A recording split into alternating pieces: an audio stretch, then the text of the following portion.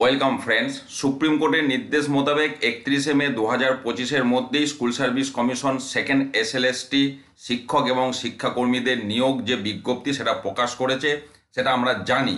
কিন্তু শিক্ষাকর্মীদের নতুন করে নিয়োগের কোনো বিজ্ঞপ্তি এখনও বের হয়নি।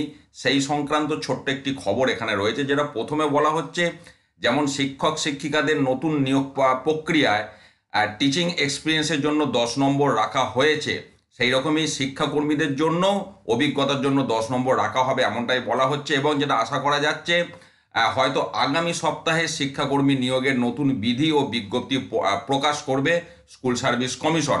বৃহস্পতিবার স্কুল শিক্ষা দপ্তর সূত্রে এমনটাই জানা গেছে। এবং তারপরে শিক্ষক শিক্ষিকাদের যে বিজ্ঞপ্তি বের হয়েছে সেটা বলা হয়েছে, শিক্ষাকর্মীদের বের হয়নি সেটাও বলা হয়েছে। এদিন চাকরিহারা যোগ্য শিক্ষাকর্মীদের প্রতিনিধিদের সঙ্গে বৈঠক করেন দপ্তরের উচ্চ পদস্থ আধিকারিকরা। সূত্রের খবর, ওই বৈঠকেই তাদের জানানো হয়েছে আগামী সপ্তাহেই তাদের নিয়োগ পরীক্ষার বিজ্ঞপ্তি প্রকাশের বিষয়টি।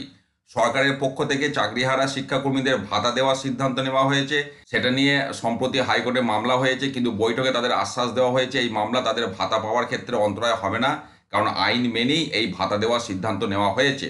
শিক্ষাকর্মীদের পক্ষ থেকে এটাও বলা হয়েছে, আমরা এখনও চাই আইনি পথেই সরকার আমাদের যোগ্যদের চাকরি ফিরিয়ে দিক, কারণ এত বছর পর ফের পরীক্ষা দিলে যোগ্য প্রত্যেকে চাকরি পাবে তার কোনো নিশ্চয়তা নেই।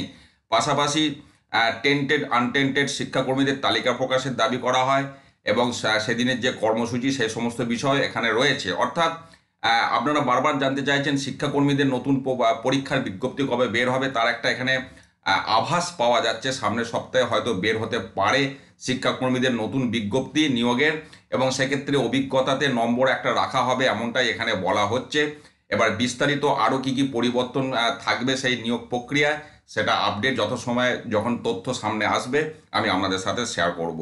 ভালো থাকুন, সুস্থ থাকুন, ধন্যবাদ।